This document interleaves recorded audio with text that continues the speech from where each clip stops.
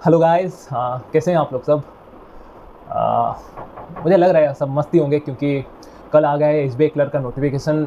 और भाई यार क्या ज़बरदस्त वैकेंसीज है, 13,500 के ऊपर। और उड़ीसा में कितना 400 के आसपास वैकेंसीज है वहाँ पे। भाई मेरे टाइम तो कभी ऐसा वैकेंसीज नहीं आया यार। लेकिन सही है आपके लिए, बहुत बहुत तगड़ा चांस है इस बार। और जो लोग भी वीडियो पहली बार देख रहे हैं, मैं बता देता हूँ मेरे बारे में। मैं किशन कुमार राउत हूँ और मैं उड़ीसा से हूँ।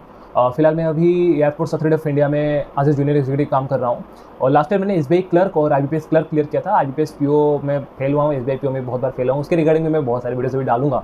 तो अगर आपको वीडियो अच्छा लगे, चैनल को सब्सक्राइब कर सकते हैं, वीडियो को लाइक भी कर सकते हैं। और मेरा वीडियोस काफ़ी लंबा रहता है, जैसे कि आप देखे होंगे ये वीडियो भी शायद काफ़ी लंबा होने वाला है। क्योंकि मैं ऐसे चीज़ें खाली प्रिपरेशन स्ट्रेटजी, पहला तो मैं आपको, अगर आप मेरे वीडियो पहली बार देख रहे हैं तो मैं आपको एक बात क्लियर कर देना चाहता हूँ। ये प्रिपरेशन स्ट्रेटजीज जो वीडियोस रहता है ना, मैं इसके अगेंस्ट हूँ, ठीक है। और मेरा ओपिनियन इनको लेकर काफ़ी डिफरेंट है, लेकिन मैं खुद बना रहा हूँ। हिपोक्रेट तो आप नहीं कर सकते, लेकिन आप क्या बोल सकते हैं, दोगलापन बोल सकते हैं।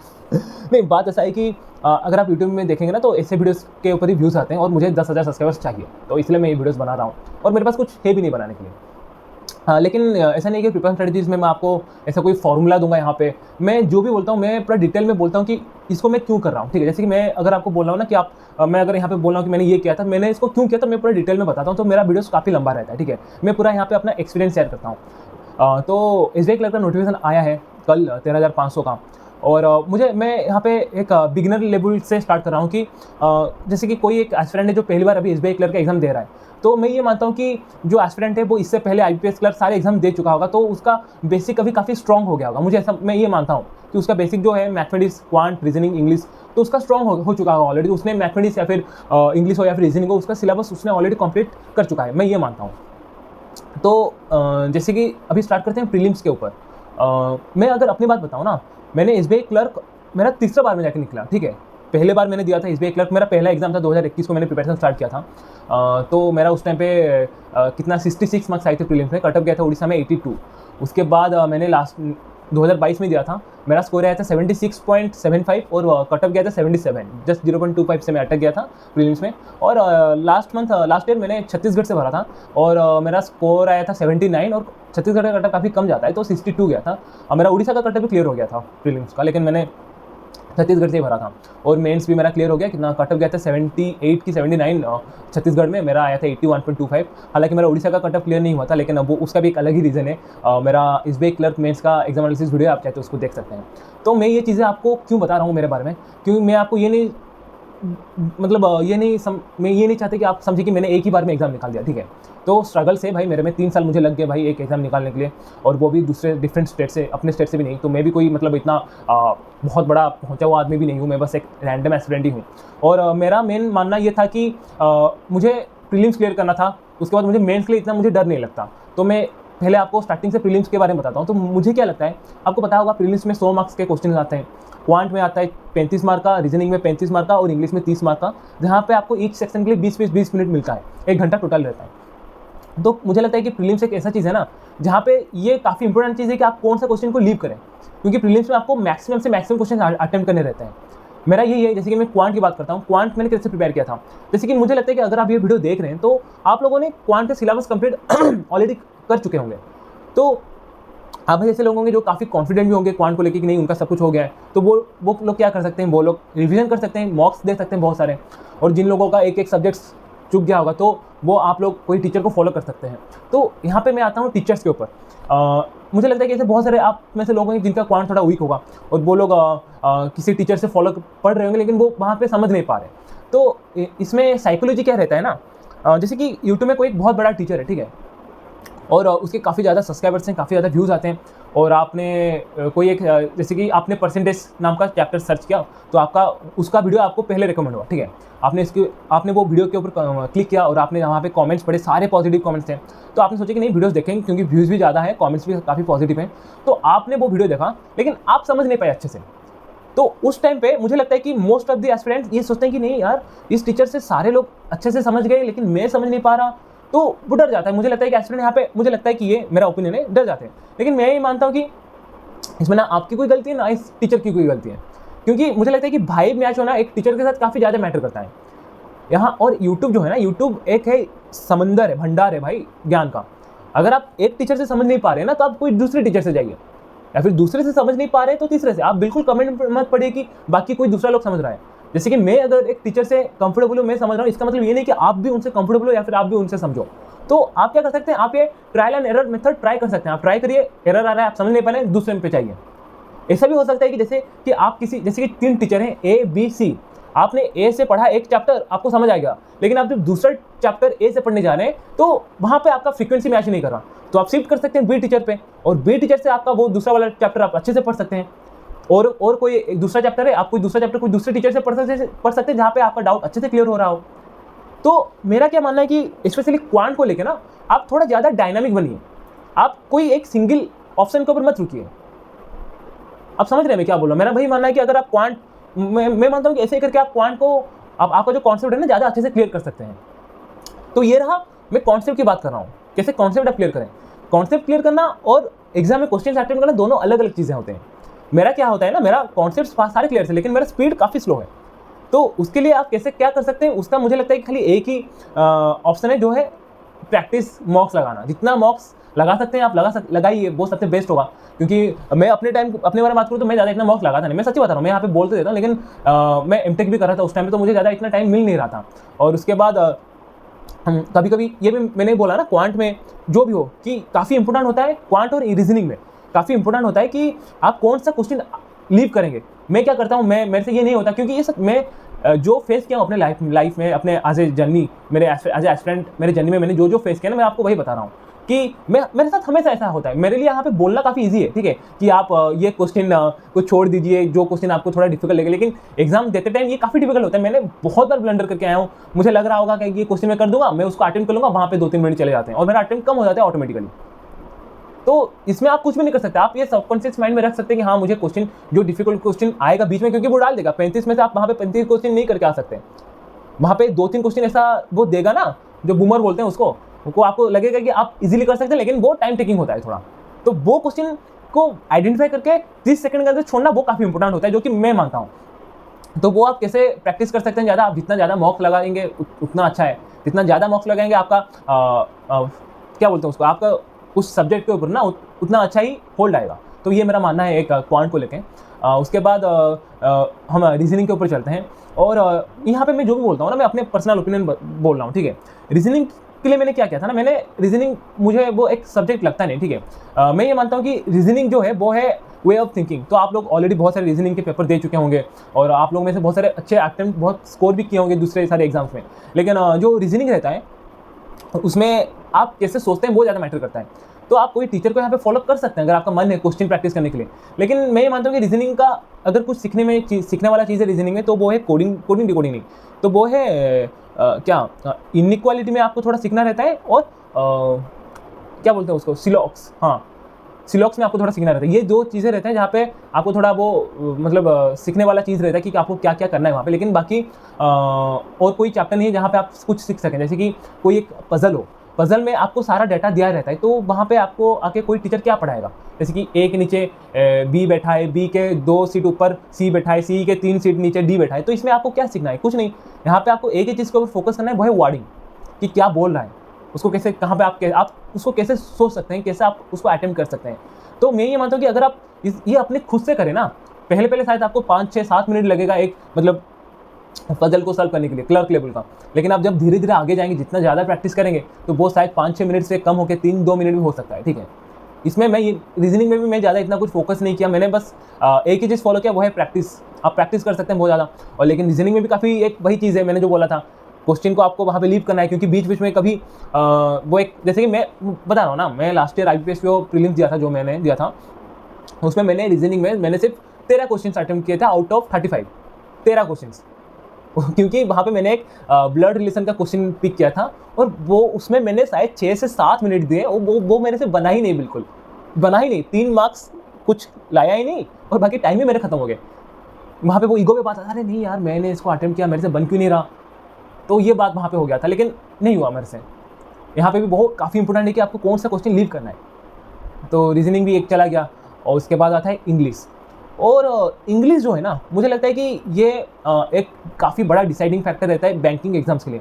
और जिसका इंग्लिश स्ट्रॉन्ग होगा ना, तो मुझे लगता है कि उसके लिए बैंकिंग एग्जाम क्लियर करना थोड़ा ईजी रहता है। जैसे कि मैं अपनी बात करूँ तो मैं इंग्लिश के लिए मैंने कोई टीचर फॉलो नहीं किया, ना ही मैंने कुछ बुक्स पढ़े वगैरह वगैरह, क्योंकि मैं हमेशा से मानता हूँ कि इंग्लिश बस एक लैंग्वेज है। मैंने इसको कभी एज ए सब्जेक्ट ट्रीट ही नहीं किया, और मैं इंग्लिश जो अटेम्प्ट करता था ना, वो अपने इंस्टिंक्ट के ऊपर जाकर अटेम्प्ट करता था।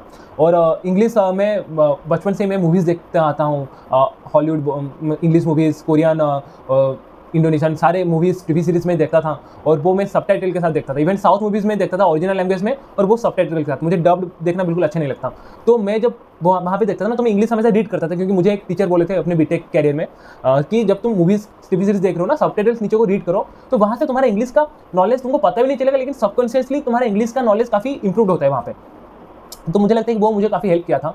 और मैं जब इंग्लिश करता हूँ, मैं अपने इंस्टिंक्ट के ऊपर ही जाता हूँ। जैसे कि क्वेश्चन एक पूछा है, व्हाट डैश योर नेम, और फिल इन द ब्लैंक्स लिखा है क्लोज टेस्ट के हिसाब से। तो उसमें 4 एग्जाम्पल देंगे, इज, आर, आम, यू, व्हाट।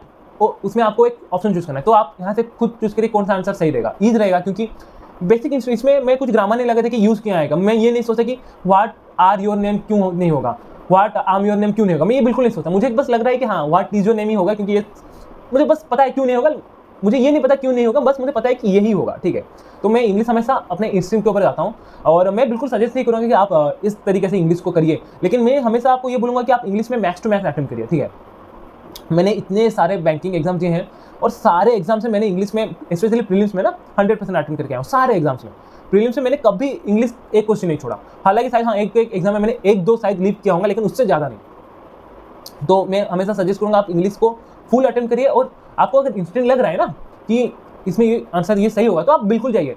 20-30% चांसेस होगा कि ये शायद गलत भी हो सकता है, लेकिन इसके सही होने के चांसेस ज़्यादा से रहते हैं, क्योंकि सबकॉन्शियस माइंड में भी आपको पता है कि इंग्लिश एक लैंग्वेज है। अगर आपको इंस्टेंट आपको बोल रहे हैं ना कि यहाँ पे ये आंसर होगा, तो कहीं हद तक वो सही है, ठीक है, क्योंकि आप एक लैंग्वेज की बात हो रहा है। यहाँ पे कोई फॉर्मूला नहीं है कि ये कोई मैथ्स, ये कोई क्वांट है कि आपको यहाँ पे फॉर्मूला लगा के आंसर निकालना है। इंग्लिश बस एक लैंग्वेज ही है।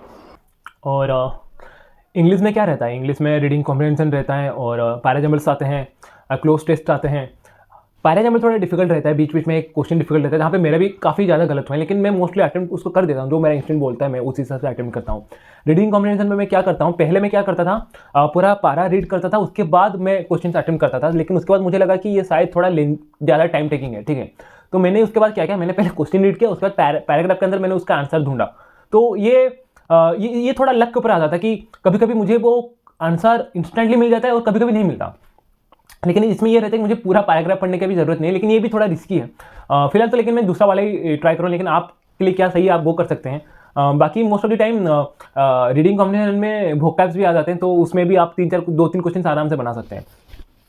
उसके बाद पैराजम्बल्स में तो बस एक बार बहुत ईजी दे देता है, और बीच बीच में कभी बहुत हार्ड भी दे देता है। तो उसमें मुझे नहीं पता, मैं बस ट्राई करता हूँ कि सीक्वेंस को अच्छे से मैनेज कर सकूँ, किसके बाद क्या हो रहा है, थोड़ा कॉमन सेंस लगा के उसमें। और बाकी क्लोज टेस्ट में तो पूरा इंस्टिंक्ट रहता है, और जो स्पॉट द एरर रहता है ना, वो भी एक रहता है कि एरर स्पॉट करना रहता है। तो उसमें भी मैं क्या करता हूँ, मुझे दिख जाता है मोस्ट ऑफ द टाइम, 80 से 90% टाइम मुझे दिख जाता है कि कहाँ पे एरर रहता है।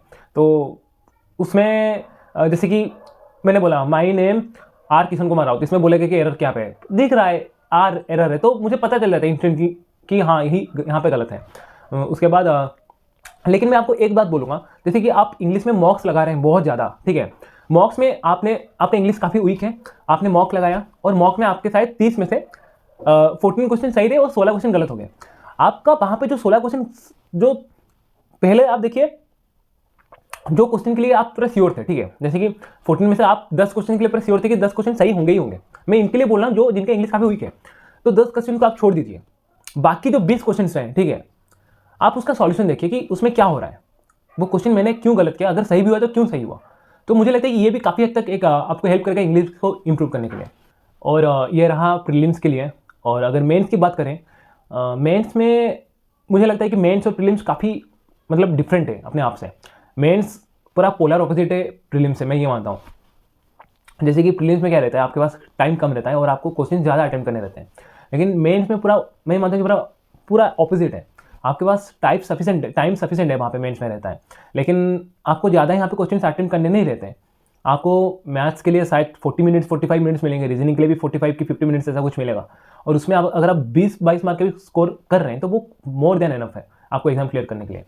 और मैंने क्या बोला था प्रीलिम्स में कि ये काफ़ी इंपॉर्टेंट है कि आप कौन सा क्वेश्चन लीव करेंगे प्रीलिम्स एग्जाम में, लेकिन मेंस में क्या होता है, ये काफ़ी इंपॉर्टेंट है कि आप कौन सा क्वेश्चन पिक करेंगे सॉल्व करने के लिए। इसमें प्रीलिम्स में ये रहता है कि कौन सा क्वेश्चन लीव करना है वो आपको पिक करना है, लेकिन मेंस में ये रहता है कि आपको कौन सा क्वेश्चन अटेम्प्ट करना है वो आपको पिक करना है। ये मैं मानता हूँ कि ये मेरा ओपिनियन है, मेरा जो एक्सपीरियंस से मैं बोल रहा हूँ, ठीक है। और इसलिए मैंने सिर्फ 5 मेंस दिए अपने कैरियर में बैंकिंग के, और 5 में से मेरे 4 क्लियर हुए हैं, ठीक है।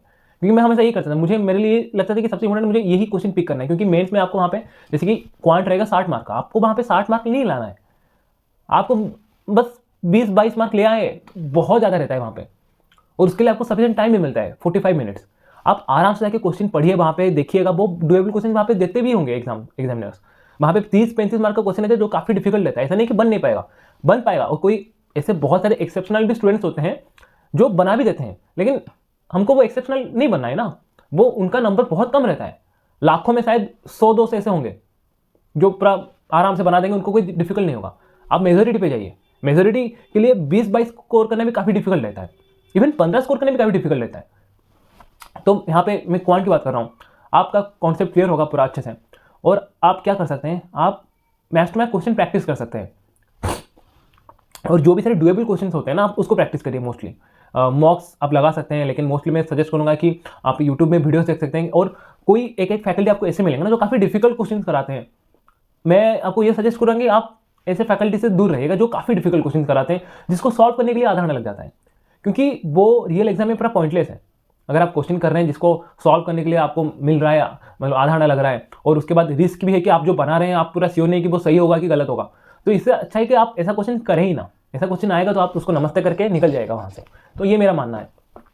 और क्वांट भी, रीजनिंग के लिए भी मेरा वही सेम है, लेकिन मेंस के लिए तो मैं बाद में बताऊंगा, जब प्रीलिम्स का होगा मैं फिर से उस टाइम में वीडियो बना दूंगा, व्यूज आ जाएंगे फिर से और अच्छे से। सच्ची बात, मैं देखिए मैं मतलब ऐसा कुछ दिखावा नहीं करता, मैं जो मेरे दिल में है मैं बोल देता हूँ, ठीक है। ऐसे झूठ फूट बोल के मेरे से नहीं होता। मैं अभी वीडियोस बना रहा हूँ इसलिए क्योंकि मुझे सब्सक्राइबर्स चाहिए, ठीक है। व्यूज़ नहीं चाहिए मुझे, सब्सक्राइबर्स चाहिए मुझे, बस वो 10 के मार्क्स पहुँचना है, ठीक है।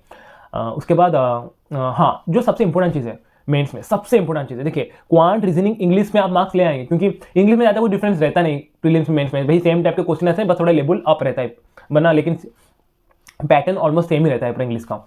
लेकिन जो सबसे बड़ा डिसाइडिंग फैक्टर रहता है मेंस, वो है करंट अफेयर्स। आप अभी से करंट अफेयर्स पढ़ना स्टार्ट कर लीजिए, डेली करंट अफेयर्स।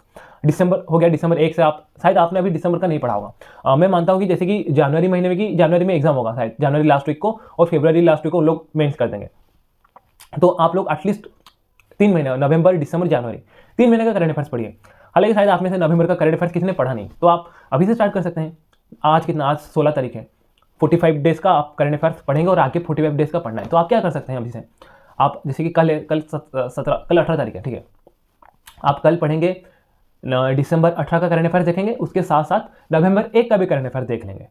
और उसको पढ़ना सब इंपॉर्टेंट नहीं है, आप उसको रिवीजन भी करिए। जैसे कि मैं क्या करंट अफेयर्स करता था, मेरा जो पहला मेंस था IBPS PO मेंस का करंट IBPS PO का मेंस 2021 वाला, उसमें मुझे मेरा पहला एग्जाम था। मैं बोलता हूँ ना, मैं जो भी बोलता हूँ अपने एक्सपीरियंस से बोलता हूँ। मैंने वहाँ पे करंट अफेयर्स बहुत पढ़ा, मैंने 5-6 महीने पहले का करंट अफेयर्स पढ़ के गया और आया सिर्फ लास्ट 2-3 महीने का, ठीक है। मेरे करंट अफेयर्स में आए थे 0 मार्क्स, लिटरली 0। वहाँ पे स्कोर का भी पढ़ा हुआ, आप जाके देख सकते हैं। तभी जाके मुझे समझ में आया कि मुझे 5-6 महीने का पढ़ने का कोई ज़रूरत ही नहीं है, और बाकी मैं उसका उतना मैं रिकलेक्ट कर भी नहीं सकता। मैं 5-6 महीने का पढ़ के उसको मैं सब याद कर ही नहीं सकता। तो मैंने क्या सोचा कि मैं 3 महीने का देखूंगा। मैं अपनी बात कर रहा हूँ, आप चाहे अगर आपका कैपेबिलिटी है आप 4 महीने का, 5 महीने का, 6 महीने का, 1 साल का भी देख सकते हैं। मैं यहाँ पे अपनी बात कर रहा हूँ, मेरा कैपेबिलिटी था मैं 3 महीने का मैक्सिमम रिकलेक्ट कर सकता हूँ, अच्छे से मैं स्टोर कर सकता हूँ अपने दिमाग में। तो मैंने 3 महीने का करंट अफेयर्स चूज़ किया सारे एग्जाम्स के लिए, और उसके बाद मैंने जितने भी मेंस थे ना, सारे मेंस में मेरे जनरल अवेयरनेस के मार्क्स तगड़े आए हैं, ठीक है। तगड़े मतलब अच्छे मार्क्स आए, जैसे बहुत अच्छे मार्क्स आए, ठीक है। मैं मतलब सच में बोल रहा हूँ, आप जाके स्कोर कार्ड भी देख सकते हैं। तो मैं क्या करता हूँ, मैं करंट अफेयर्स पढ़ता हूँ। जैसे कि मैं जो टीचर्स को फॉलो करता हूँ, वरुण अवस्थी सारे, क्योंकि मुझे उनका अच्छा लगता है, इसलिए क्योंकि वो उनका वीडियोस काफ़ी छोटा रहता है, 15-16 मिनट 20 मिनट का वीडियोस रहता है। मैं करंट अफेयर्स डेली उनका देख लेता हूँ। उसके बाद ऑली बोर्ड पे जाके मैं उनका डेली करंट अफेयर्स न्यूज़ का एक सेगमेंट रहता है उनके ऐप में, उनके वेबसाइट में, तो मैं वो पढ़ता हूँ। 2 चीज़ हो गया। उसके बाद हर महीने का मैं स्टडी IQ का PDF रहता है, ठीक है, मंथली PDF, अच्छा मंथली पीडीएफ रहता है, मैं उसको पढ़ता हूँ, ठीक है। तो मेरा करंट अफेयर जो रहता है ना, मेरा 3 स्टेज पे जाता है, और जब एग्जाम का टाइम आता है, मैं जब फिर से वो मैं कुछ नहीं पढ़ता, मैं खाली वो पीडीएफ फिर से रिवीजन करता हूँ, तो चीज़ें ऑटोमेटिकली दिमाग में रह जाती है, मुझे वो रट्टा भी मानने के लिए कोई जरूरत नहीं रहता, क्योंकि मेरा 3 प्रोसेस में जा रहा है करंट अफेयर्स। मैं आपको ये बोल रहा हूँ कि करंट अफेयर्स आपको रट्टा मारने की जरूरत नहीं हो, या फिर आपको इन डेप्थ भी जाना नहीं है। करंट अफेयर्स 50 मार्क का हो रहा है ना, तो वहां पे अगर 15-20 मार्क आप स्कोर करें, बहुत ज्यादा स्कोर कर रहे हैं, आपको वहां पे 50 में से 50 नहीं लाना है। हाँ, अगर कोई मतलब महान ज्ञानी होगा जिसको करंट अफेयर्स मतलब यूपीएससी का तगड़ा लेवल का प्रिपरेशन कर रहा होगा, और वो एग्जाम आके देगा, तो शायद वो 40-45 ले आएगा, लेकिन पैसे नंबर बहुत कम रहता है।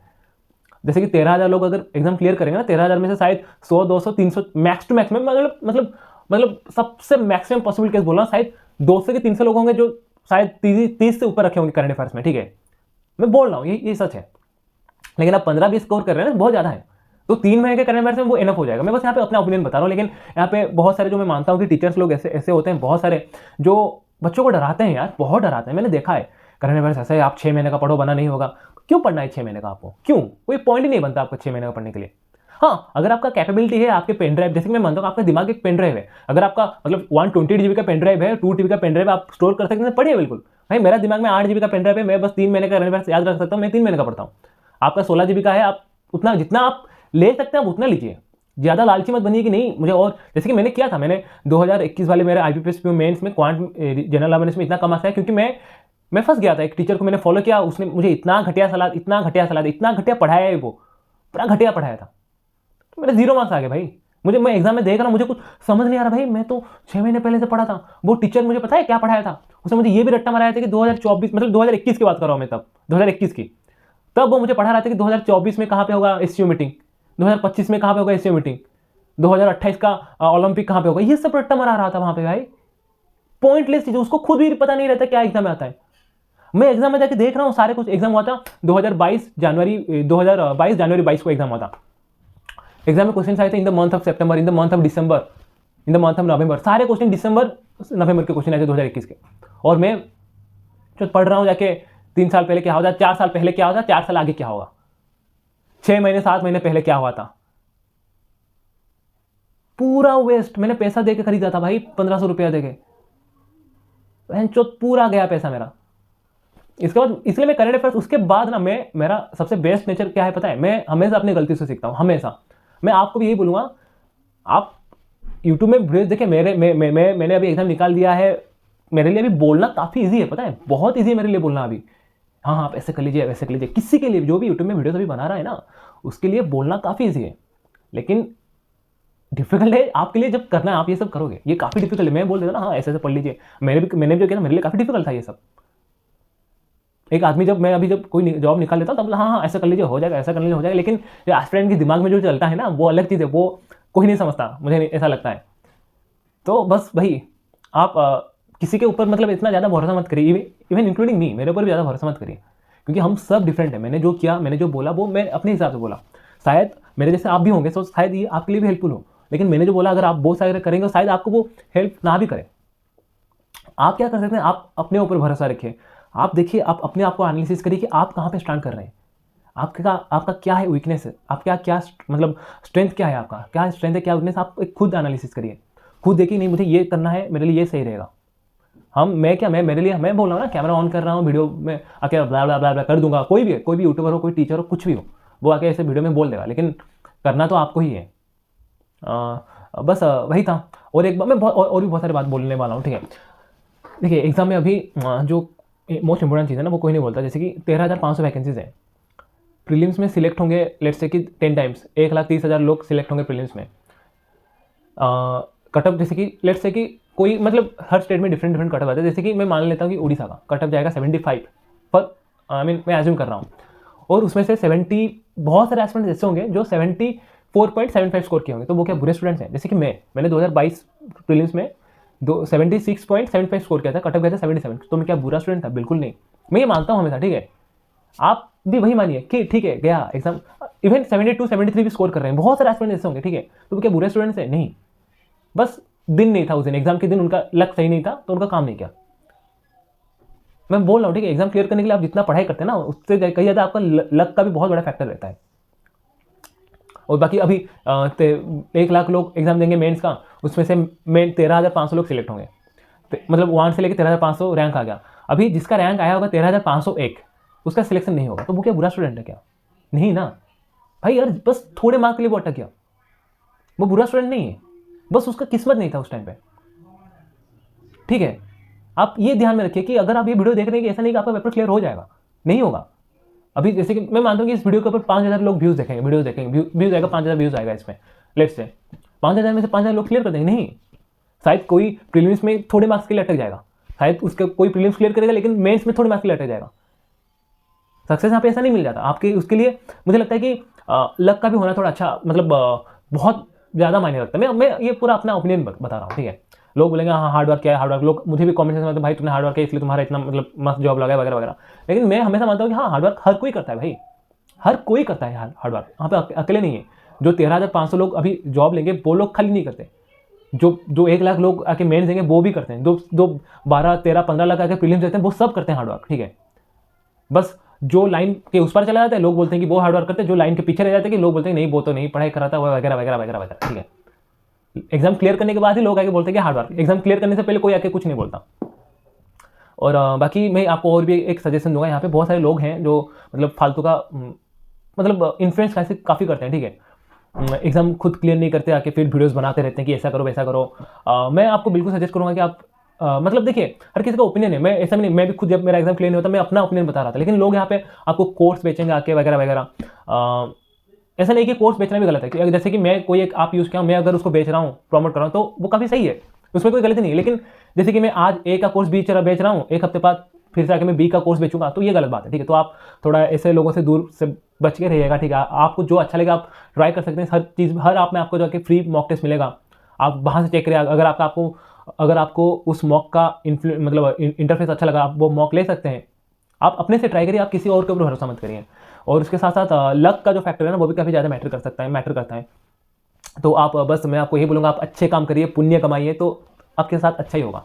अच्छा काम जैसे कि अच्छा काम आप क्या कर सकते हैं, जैसे कोई एक यूट्यूबर है, ठीक है, उसका मतलब उसको 10,000 सब्सक्राइबर्स चाहिए, आप चाहे तो उसको सब्सक्राइब कर सकते हैं, ठीक है, आप पुण्य कमा सकते हैं ऐसे। भाई गाली मत देना इसके लिए, ठीक है, काफ़ी गंदा जोक था ये। बस वही था आज का वीडियो। पता नहीं आप लोग लास्ट तक देखे होंगे कि नहीं, क्योंकि मैंने वीडियो के स्टार्टिंग में बोल दिया था मेरा वीडियो काफ़ी लंबा रहता है, लेकिन मुझे ऐसे वीडियोस बनाने के लिए अच्छा लगता है, बिना कोई स्क्रिप्ट के अपना एक्सपीरियंस शेयर करता हूँ। अगर आपने वीडियो को लास्ट तक देखा है तो थैंक यू फॉर वॉचिंग, और अगर सब्सक्राइब नहीं किया चैनल को बिल्कुल कर दीजिए। अगर कहीं पे शेयर करना चाहते हैं, मैंने कभी वीडियो पे नहीं बोला, ठीक है, लेकिन अगर आप कहीं पे शेयर भी करना चाहते हैं तो शेयर भी कर सकते हैं। एंड शेयर करने के लिए मैंने कभी नहीं बोला, लेकिन अभी बोला, पता नहीं क्यों मैं अभी थोड़ा बहुत ही ज़्यादा डेस्परेट हो गया हूँ 10K सब्सक्राइबर्स के लिए। मुझे इस साल के एंड तक मुझे 10K सब्सक्राइबर्स मतलब माइंड में थाम लिया कि चाहिए करके। ऐसा नहीं कि नहीं होगा तो कुछ नहीं, मतलब मजा आया, लेकिन बस अच्छा लगा थोड़ा, बस वही था। अगर आपको वीडियो अच्छा लगे चैनल को सब्सक्राइब कर सकते हैं, वीडियो को लाइक भी कर सकते हैं। And thank you for watching, जय जगन्नाथ, धन्यवाद, and all the best for your exams.